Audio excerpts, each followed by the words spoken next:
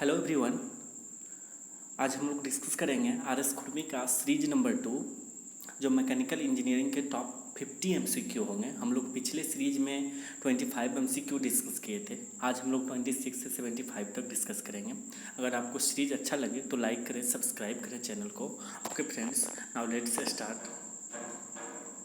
Question number 26 है, when two body are thermal equilibrium with a third body, they are also in equilibrium with each other. This statement is called zeroth law of thermodynamics. ये zeroth law of thermodynamics का statement है कि जब कोई body है A B C दिखाया गया, B और सी थर्मल इक्विलिब्रियम में, तो वो ए के साथ भी थर्मल इक्विलिब्रियम में होगा। और ये जीरोथ लॉ ऑफ थर्मोडायनेमिक्स है।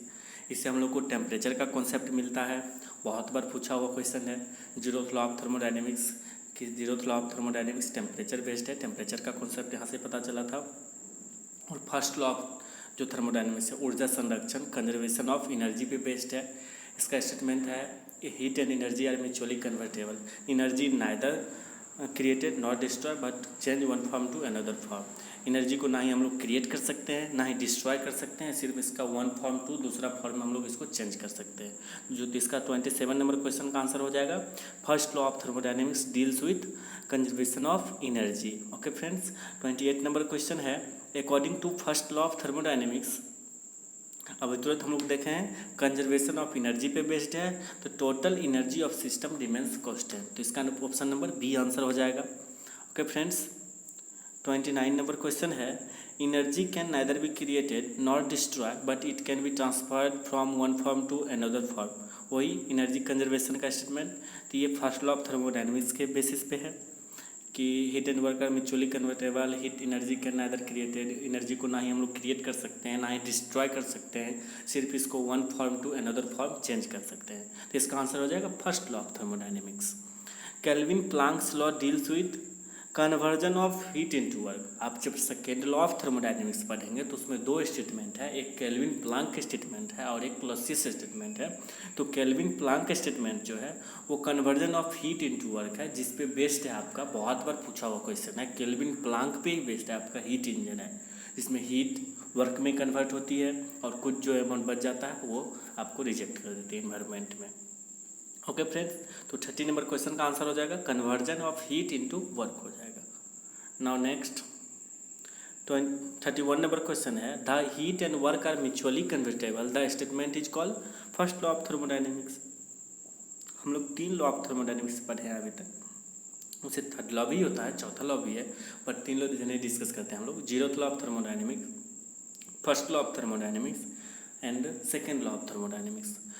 जो जीरोथ लॉ है वो इक्विलिब्रियम का बात करता है कि जब दो बॉडी एक दूसरे के साथ इक्विलिब्रियम में है तो तीसरा के साथ भी होगा।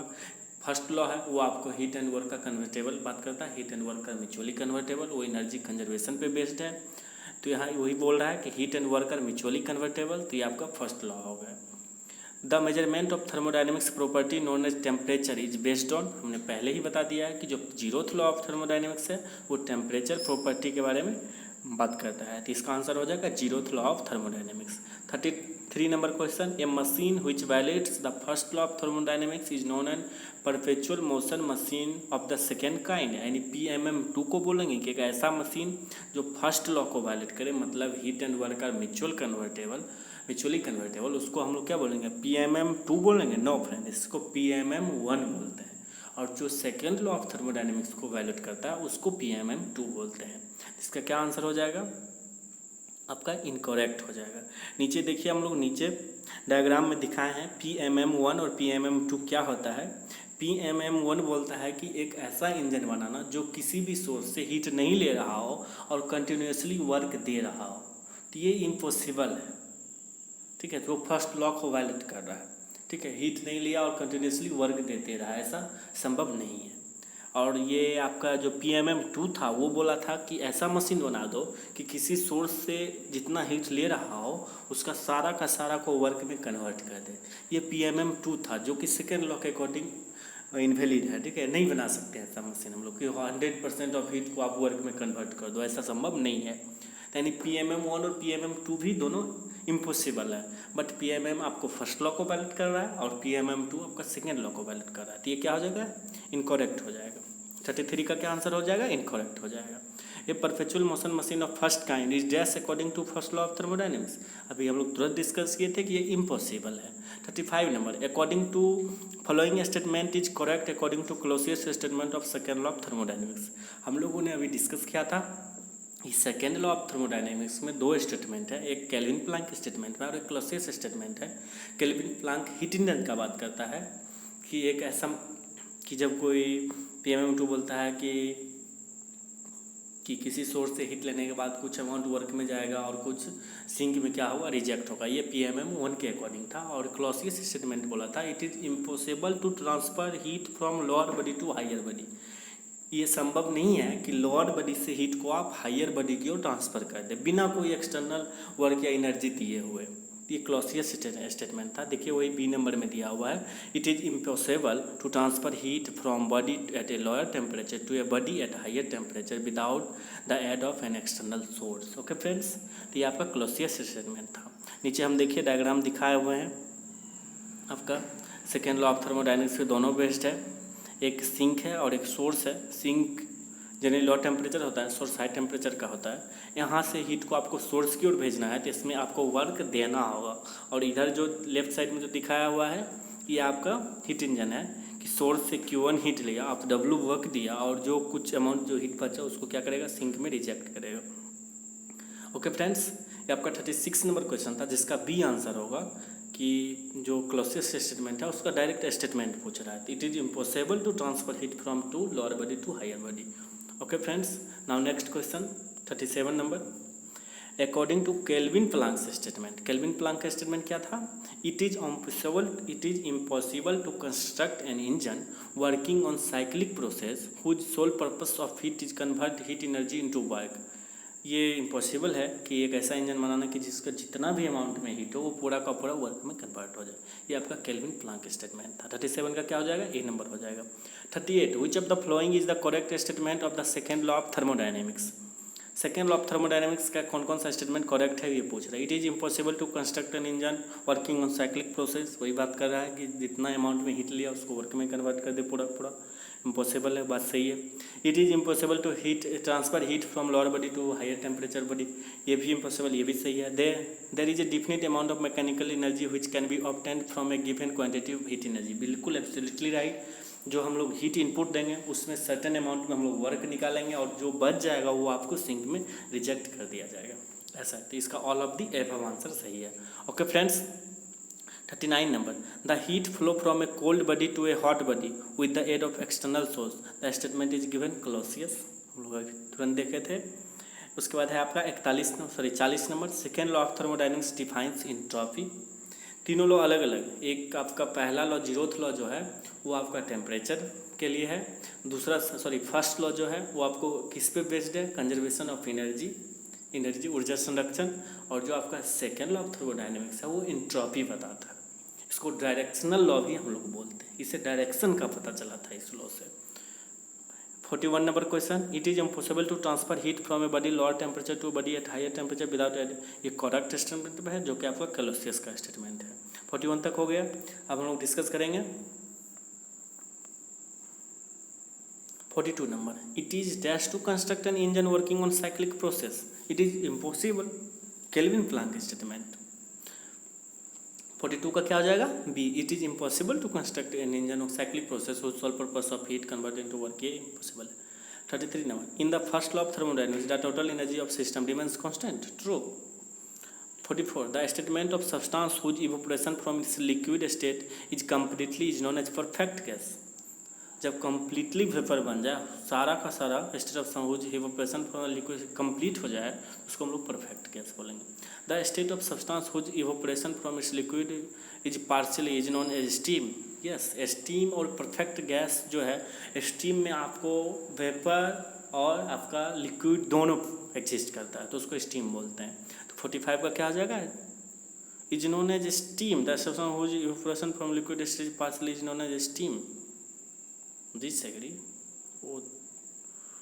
46 नंबर था, the behaviour of super heated vapour is similar to that of perfect gas. जो स्टीम का जो कंप्लीट हो जाएगा इवोपोरेशन तो उसको तो परफेक्ट गैस बोलेंगे, और जो बिहेवियर है सुपर हीटेड वेपर का वो आपका परफेक्ट गैस होगा। E45 का दोस्तों ये बी गलत लगा हुआ है, इसका एग्री होगा। जो स्टीम रहता है उसमें आपको दोनों एग्जिस्ट करता है वेपर में। Okay friends, the variables which control the physical property of perfect gas, pressure exerted by the gas, volume occupied by gas, temperature of the gas. जो फिजिकल प्रॉपर्टी है परफेक्ट गैस का control करता है, ये सारा का सारा है, वॉल्यूम, प्रेशर, टेम्परेचर, इस तो ऑल ऑफ दी एबव हो जाएगा। Okay friends, 48 number question, the behaviour of perfect gas under any change in variable which control physical property is govern by, ये सारा का सारा लॉ को, जो प्रेशर और जो वेरिएबल हम लोग प्रेशर, वॉल्यूम और टेम्परेचर का बात करते थे, ये सारा का सारा फ्लो करेगा Boyle's law, Charles law, Gay-Lussac law, ये सारे के सारे को फ्लो करेगा। तो इसका ऑल ऑफ दी एबव हो जाएगा 48 नंबर का। 49 number, the absolute pressure of given mass of perfect gas vary inversely as its volume when the temperature remains constant, the statement is known Boyle's law. Boyle's law ही है, Boyle's law बोला था कि pressure जो है volume का inversely proportional है, जहाँ टेम्परेचर को कांस्टेंट रखेंगे, तो ये एस हो जाएगा। As per Charles law, the volume of given mass of perfect gas dash as the absolute temperature, ये आपका चार्ल्स लॉ था। जो आपका वॉल्यूम है गैस का वो टेम्परेचर के डायरेक्टली प्रोपोर्शनल होगा, तो ये आपका क्या था, चार्ल्स लॉ। बॉयल्स लॉ क्या था, प्रेशर वॉल्यूम के इन्वर्सली प्रोपोर्शनल, जहाँ टेम्परेचर कांस्टेंट। और चार्ल्स लॉ बोलता है कि वॉल्यूम जो है वो टी के डायरेक्टली प्रोपोर्शनल होगा, जहाँ आपका प्रेशर कांस्टेंट रहेगा। ओके फ्रेंड्स, तो 50 का ए नंबर आंसर था। 51, all perfect gas change in volume by 1/273, 1/273 of its original volume at 0 degree Celsius for every 1 degree change in temperature when the pressure remain constant, this statement is called Charles law. Charles law का दो statement था, एक volume जो है temperature के proportional है, और ये जो था जब 0 डिग्री सेल्सियस से 1 डिग्री सेल्सियस जाएंगे तो उसका 100-273वां भाग उसमें चेंज जाएगा उसके वॉल्यूम में। ये आपका था चार्ल्स लॉ का ही दूसरा स्टेटमेंट था। Okay friends, according to Gay-Lussac law, the absolute pressure of given mass of perfect gas vary dash absolute temperature when the volume remain constant. Gay-Lussac law जो था उसके अनुसार प्रेशर जो है वो टेम्परेचर के डायरेक्टली प्रोपोर्शनल था, जहाँ वॉल्यूम को हम लोग कांस्टेंट रखेंगे। Okay friends, the dash state the change in internal energy of perfect gas is directly proportional to the change of temperature. Joule's law, जो इंटरनल एनर्जी है परफेक्ट गैस का वो डायरेक्टली प्रोपोर्शनल है change in temperature का। Okay friends, यानी U internal energy directly proportional dt change in temperature, ये Joule's law था। Okay friends, equal volume of all gases at the same temperature and pressure contain equal number of molecule, this statement is called Avogadro law. Avogadro का law था कि equal volume of all gases same temperature और pressure पे उसमें equal number of molecules होगा, यानी कि जब आप प्रेशर को इक्वल रखिए, टेम्परेचर को रखिए इक्वल, प्रेशर को रखिए और वॉल्यूम को रखिए, तो सारे जो भी दो गैस है तो उसमें नंबर ऑफ मॉलिक्यूल सेम रहेंगे। ट्रू था। For perfect gas according to Boyle's law, P भी कांस्टेंट हो जाएगा, P directly proportional 1/v, that means P भी कांस्टेंट। ओके फ्रेंड्स, टी यहाँ को टी को भी हम लोग कांस्टेंट रखते हैं। 5 नंबर हो 56, select the correct statement as per Charles law. तो चार्ल्स लॉ के अकॉर्डिंग भी प्रोपोर्शनल डायरेक्टली प्रोपोर्शनल टी को इधर लाइए तो v/t कांस्टेंट, जहाँ p तो ऑलरेडी कांस्टेंट था। ओके फ्रेंड्स, इसका बी नंबर हो जाएगा। According to Gay-Lussac law for perfect gas p directly proportional t था, फिर t को इधर लाइए तो p/t कांस्टेंट हो जाएगा। ओके फ्रेंड्स, इसका आंसर हो जाएगा p/t कांस्टेंट, ये v इज केप्ट कांस्टेंट, तब ये सही होगा, तो ये ट्रू हो जाएगा। The temperature at which the volume of gas becomes zero, उसको एब्सोल्यूट जीरो टेम्परेचर बोलते हैं। What is absolute zero temperature, क्या होता है, जब temperature the temperature at which volume of gas becomes zero, जब गैस का वॉल्यूम जीरो हो जाए जिस टेम्परेचर है उसको आप एब्सोल्यूट जीरो टेम्परेचर बोलेंगे।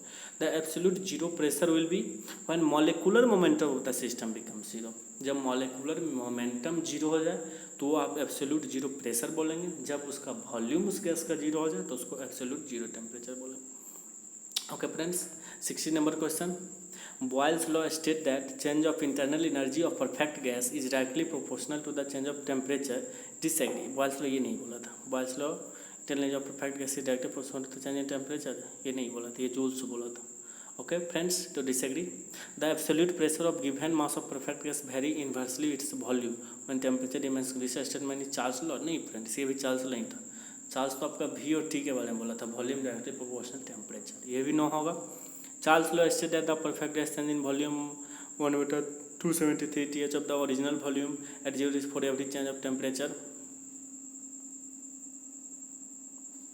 तो इसका सही है 1/273 होगा। जो हम लोग बताए थे चार्ल्स लॉ का जो सेकेंड स्टेटमेंट है वो यही था कि किसी भी जीरो से जब 1 डिग्री सेल्सियस से जब आप टेम्परेचर इंक्रीज करते हैं जो उसके वॉल्यूम में चेंज होता है 1/273 में चेंज होता है।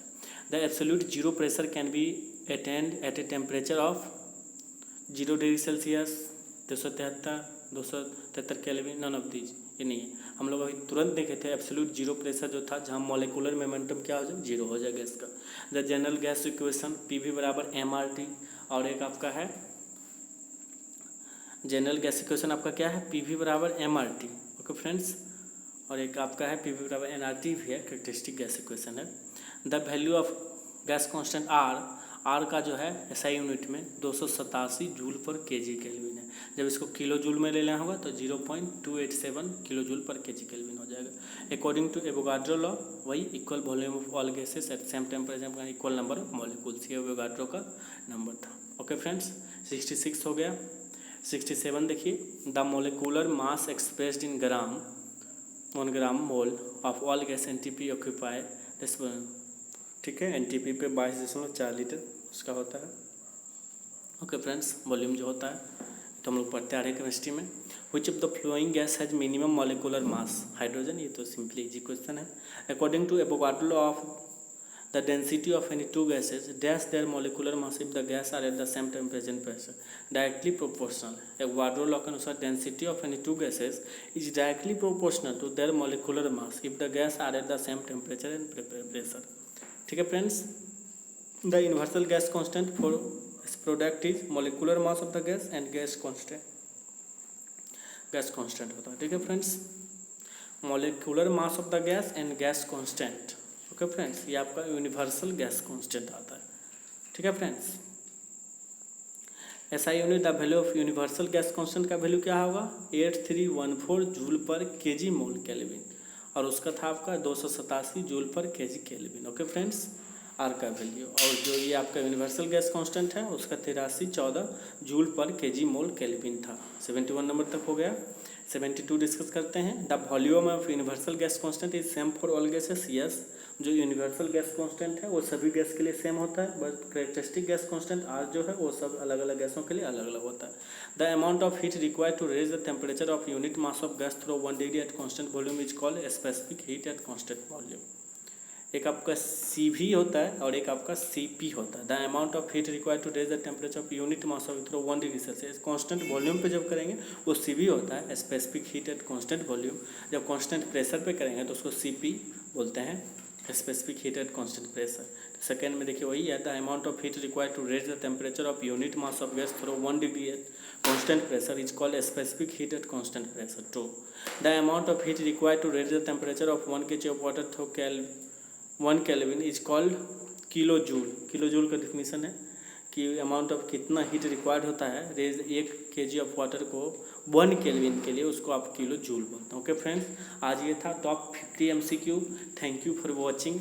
अगर अच्छे लगे तो चैनल को लाइक करें, सब्सक्राइब करें। Thank you friends.